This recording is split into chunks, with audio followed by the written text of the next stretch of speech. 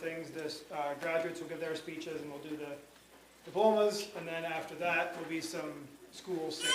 So we'll start off with number 494 in the Christian hymnal.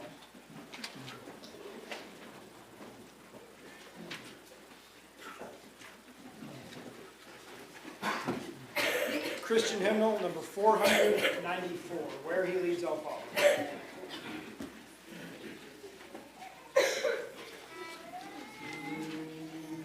Sweet are the promises, kind is the word, dearer far than any message man ever heard. Pure was the mind of Christ, sinless I sing. He the great example is the pattern for me. Where He leads I'll follow, leads I'll follow.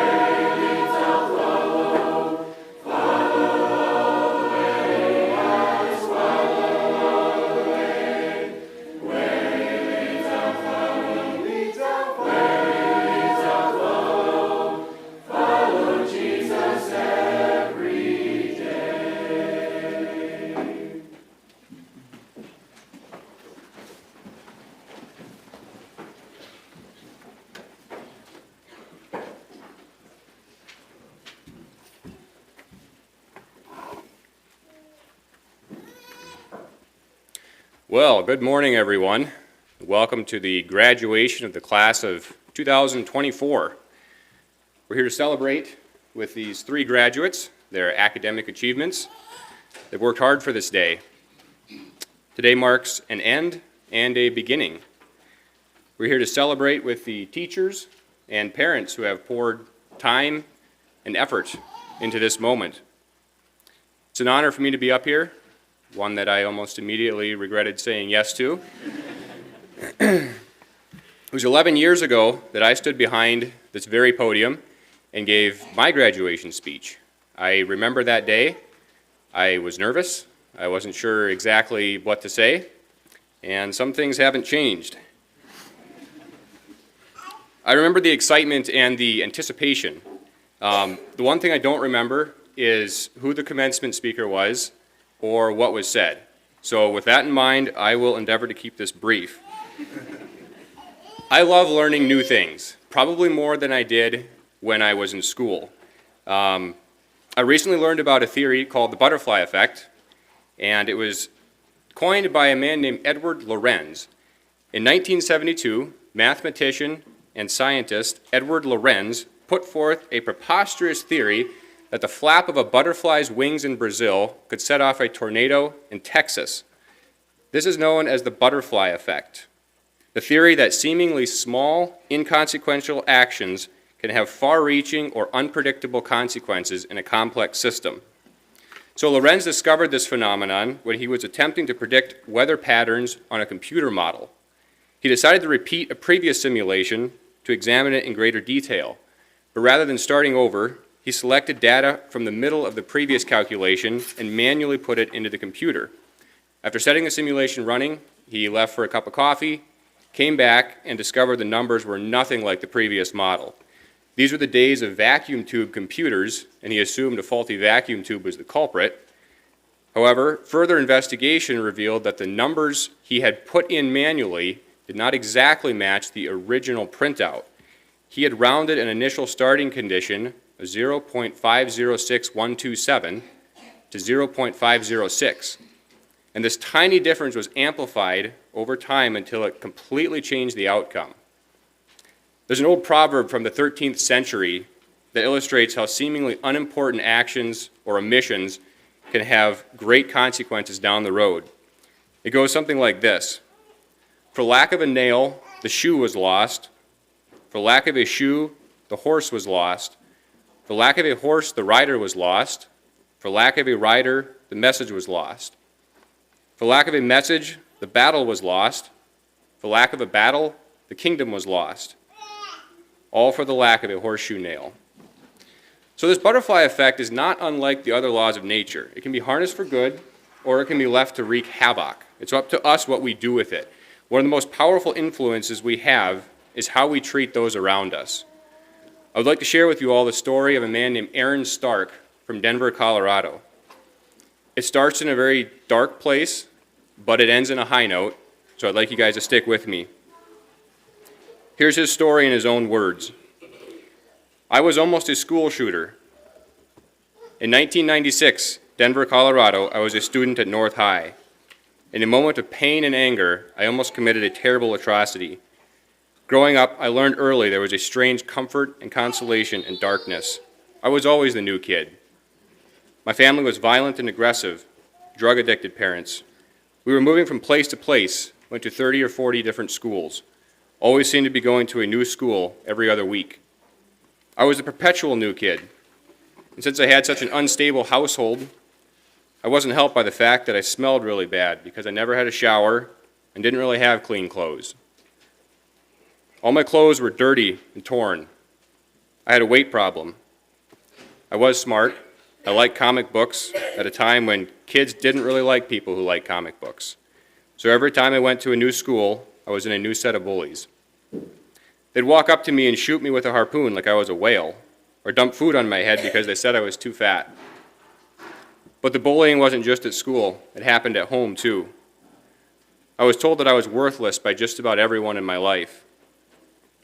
When you're told you're worthless enough, you will believe it, and then you're going to do everything to make everyone else agree with that too. I wrapped the darkness around me like a blanket, used it as a shield. It kept the few who agreed with me close, but it kept everyone else away.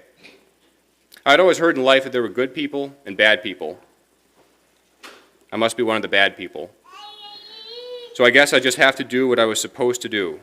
So I got really aggressive. At 12 or 13 years old, I got really into heavy metal music. I was in the mosh pit at most concerts. The abuse just never seemed to stop. I got into cutting around 14 or 15 because I figured that there was all this extreme emotion going on in my life and absolutely nothing I could do to control it. I had to find some way to have control over something, so I took to cutting myself. I still have scars to this day. At 15, 16 years old, I ended up homeless. My parents kicked me out because I didn't want to deal with their drunken fighting, so I was living in the streets. I thought I had pushed all my friends away, shoving them all away by lying to them or stealing from them, doing everything my family had taught me how to react, which was just the completely wrong way to react. But I had no idea. I was just doing what I was taught. Finally, at 16 years old, I'm sitting in my best friend's shed, who I thought I'd already pushed away too by stealing from him and lying to him. Lying in this shed with the roof wide open, rain pouring down on me, sitting in a grungy chair covered in cobwebs and dirt. I'm sitting there with my arm covered in blood. I know if I don't do something, I'm going to kill myself. But it's the only thing I could do. I grabbed a phone book and called social services. So I went to social services. Sadly, they didn't just bring me in, they also took my mom in too, which happened to be one of the largest sources of pain in my life. Since she had spent her life running from place to place and dealing with social workers and police officers, she knew exactly what to say to make them believe that I was making it all up, that it was just an act, that I was just doing it for attention. Then they sent me home with her. And as they sent me home, she turned to me and said, "Next time, you should do a better job, and I'll buy you the razor blades." My heart just got ripped out of me at that point. The darkness I'd been staring at for so long, I ran headlong into it. I had nothing left to live for. I literally had nothing to lose. And when you have nothing to lose, you can do anything. And that is a terrifying thought. I decided that my act of something was going to be expressing my extreme anger and rage by getting a gun. I was going to attack either my school or a mall food court. It didn't really matter which one. It wasn't about the people. It was about the largest amount of damage in the shortest amount of time with the least amount of security. Both those places were the right targets. That was it. I was waiting to get myself a gun so I could kill a lot of people. But thankfully I wasn't alone in that darkness. The best friend who had saved me when I was sleeping in his shed, he saw this place I was in. Even though I had stolen from him and lied to him and taken his belongings and ruined it all, he didn't care. He still brought me in and showed me acts of kindness. Just simple acts. It wasn't the kind of overbearing kindness where they say, "Is there anything I can do for you? Can I do something to make you better? How can I help you?" It was just sitting down next to me. "Hey, would you like a meal? Let's watch a movie." He treated me like it was a Tuesday. He treated me like I was a person. When someone treats you like a person when you don't feel like a human, it will change your life. And it did to me. He stopped me with his acts of kindness from committing that atrocity that day. If you see someone who's in that spot and needs that love, give it to them. Love the ones you feel deserve it the least because they need it the most. It'll help you just as much as it helps them. Instead of looking at a kid like that like he's a threat, look at him like he might be a friend, like you might be able to bring him into the fold. Show him that it's just a Tuesday. Show him that he's worth it. Show him that he can exist in this pain even though it's intense, and that at the end of it, there's a light at the end of the tunnel. I found my light. Aaron Stark is now happily married with 4 children. He's still best friends with Mike, the man he credits with saving his life that night. As you 3 step into the stage of your new lives, this new stage of your lives, don't underestimate the power that you hold, power to tear down or build up. You may be the light in someone else's darkness. Aaron Stark credits one man with saving his life, and that man saved dozens of other lives and saved hundreds more from terrible pain. It may be small, seemingly insignificant things to us, but it might mean the world to someone else. The greatest influence you have in this world is how you treat others. Once again, graduates, congratulations. God bless you as you go forward from here. Thank you.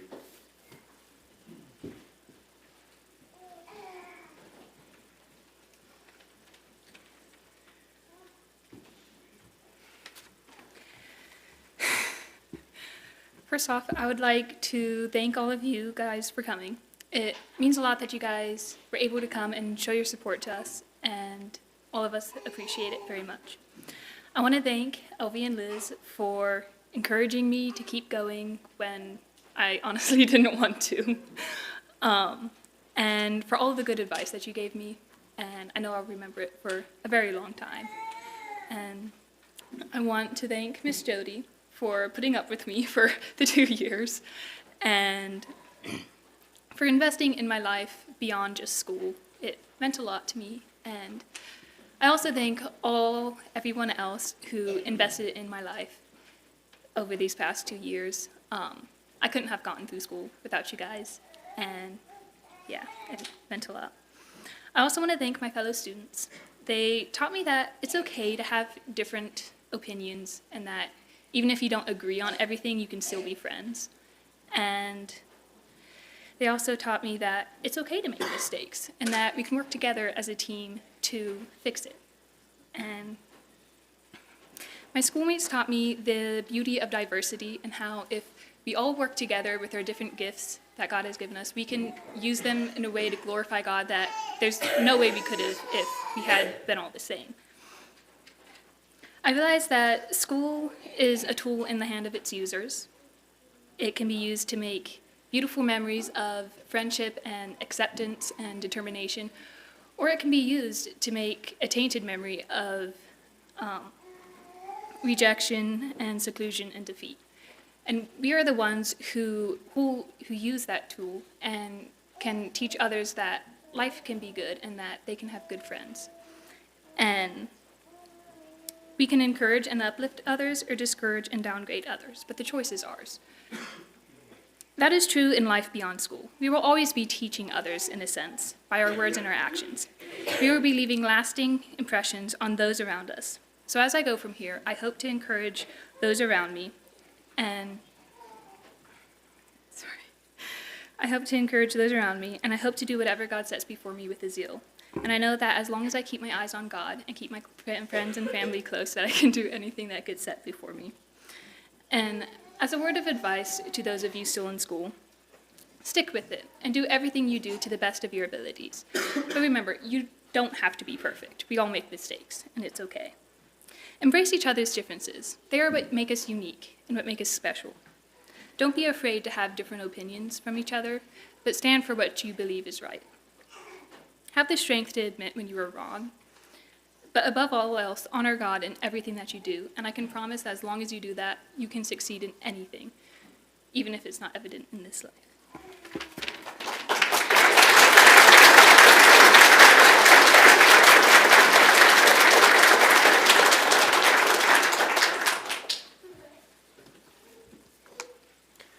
When I look back at the last 11 years of school, I at first think of all the things I learned. I learned how to solve complex algebra equations. I learned how to diagram a complex compound sentence. I also learned how to write an essay. I learned the anatomy of an earthworm and how osmosis works.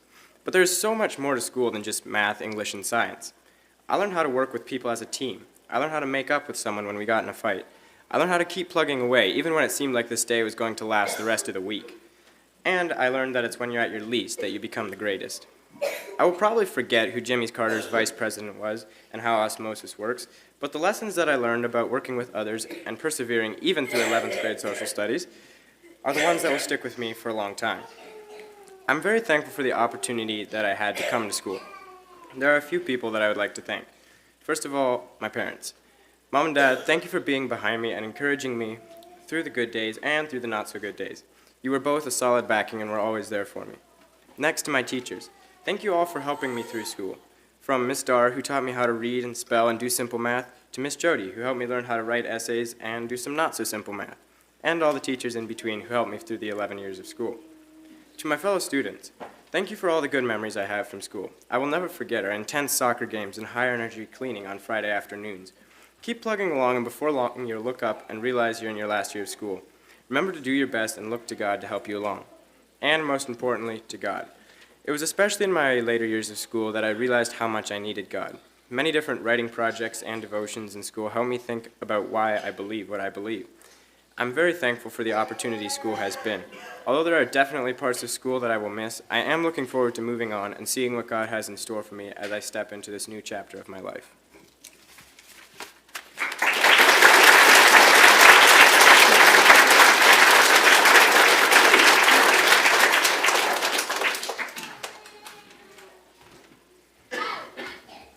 Thanks, y'all. Thank you all for coming. It's funny to see how far people came, all the way from Thailand, all the way from New York, all the way from Pennsylvania. It's good to see old faces that I haven't seen for a while. But I want to thank Austin as well for speaking. It really challenged me, and yeah, it's crazy how much power we actually have in our lives and to make a difference in other people's lives. 11 years of hard work. It almost seems strange that it's all done. I want to thank all of you who helped me through my school years. Through my classmates I had, thanks for all the great memories you helped me make. From soccer games to the wonderful geometry discussions we all had, thanks for keeping it interesting. Well, I may forget a lot of algebra, and I hope I'll be able to forget a lot of literature. I hope I never forget the good times I had in school. Another huge thank you goes to all the teachers I had. Thank you for all the time and patience you have put into my life. I was blessed to have you as my teacher, and I hope that your influence will go with me through the rest of my life. Another thank you goes to my parents for their support and encouragement, whether it was by praying for me or helping me with homework. The time and effort you put into helping me keep going until it was done was huge. But my biggest thank you of all goes to God for sticking with me through the tough times when I felt discouraged. He never left me. He gave me strength to get through it, and I really appreciate that. School has taught me a lot, and not just about proper grammar and how to solve complex equations, but how to work hard at things even when I don't feel like it. It taught me how to work as a team, but the greatest lesson I learned was to trust God no matter what. To those of you still in school, here's a word of advice. Make the most of the time you have left in school.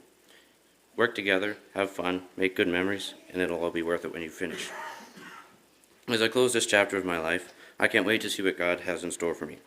But I hope that wherever I go, I won't forget the good times in school, and I hope that above all, I remember the lessons school has taught me, as I trust God to guide me as I go from here.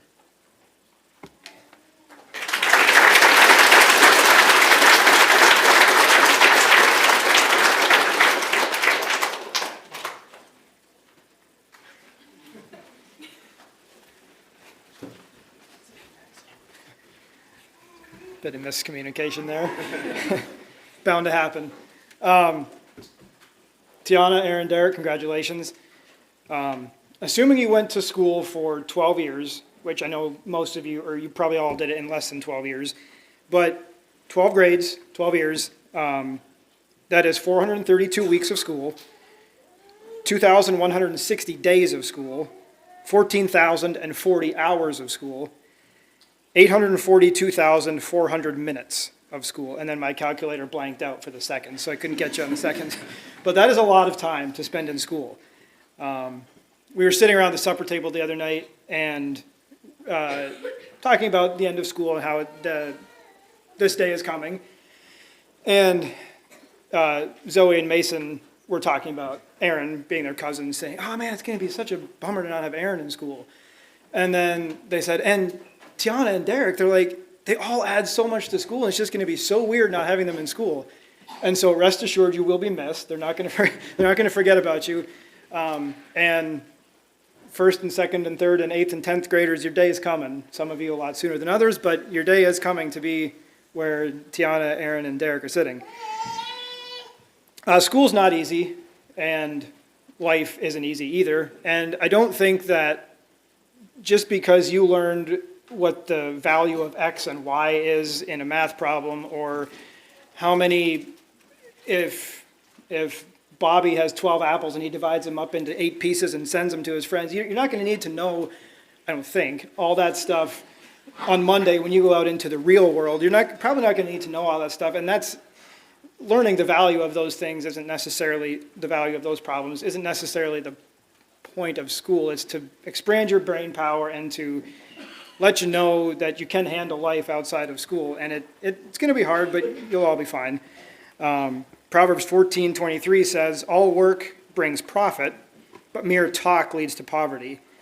So your hard work over the past 10 to 12 years has led to this moment. And so at this time, we will hand out the diplomas. I'll ask you to stand. And when I call your name, you can come up and receive your diploma. Tiana Schroyer.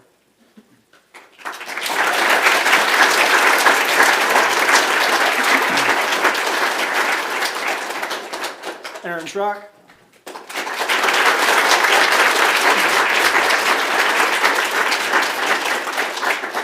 And Derek Miller.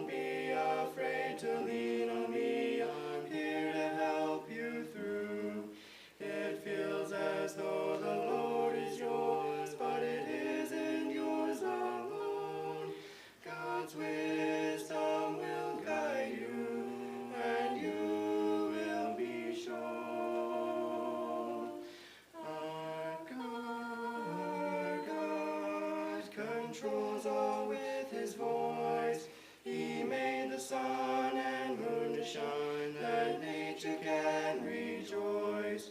If he feeds the birds and clothes the flowers, all by his decree, how much more will God take care of me?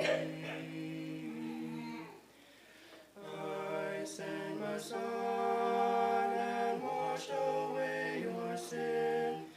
My child, I'm here, you must let go and fully let me in. I'll carry you and care for you and be there endlessly. Embrace my spirit and then you will see. Let God controls all with his voice. He made the sun and moon to shine, that nature can rejoice. If he feeds the birds and clothes the flowers, all by his decree, how much more will God take care of me? Our God controls all with his voice. He made the sun and moon to shine, that nature can rejoice. If he feeds the birds and clothes the flowers, all by his decree, how much more will God take care of me?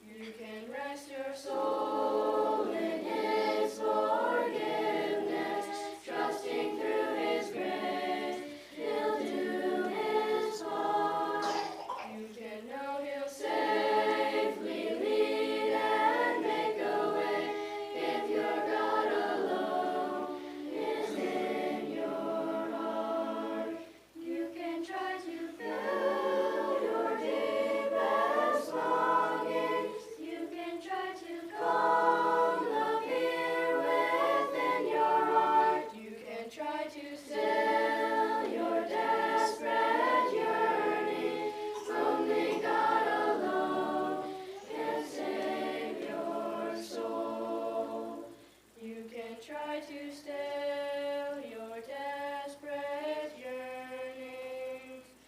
Only God alone can save your soul.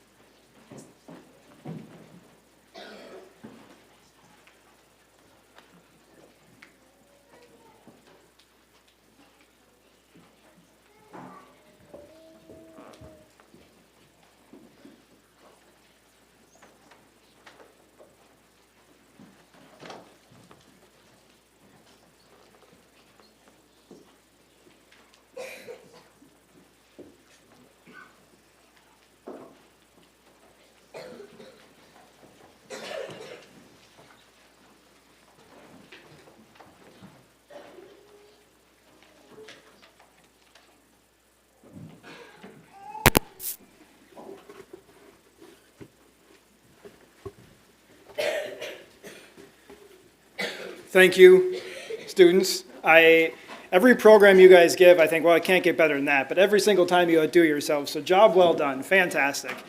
That was amazing. And so we're going to wrap this up real soon here because I don't think anybody wants to listen to me talk. They want to go eat food and play softball. So just a few really quick things. Some thanks to give out. Teachers, Miss Jody, Miss Eunice, Miss Emily, Miss Chrissy, Miss Vivian. I don't know. Thank you doesn't say it. You guys were amazing this year, teaching every day, and I don't know how you do it. I came in a couple times for some different school events, and the energy level of the students, it tired me out after 20 minutes, and they do this all day, every day. It's amazing. So thank you. And then there are many, many people who helped substitute over the course of this year. Dar Hershey, she was basically full-time. So thank you, Dar, for what you did there. Ruthie Mass, Katrina Mullet, Julia Schrock, Lisa Schrock, Beth Hershey, Ryan Mullet, Caitlin Martin, Cheryl Hershey, Aurelia Glick, and Dan Schrock. I'm sure I probably missed somebody, but thank you all so very, very much. It is makes it easier on a school board to have people willing to step in and help out like that. So thank you. And I think there's various students that helped out in different things too. So thank you.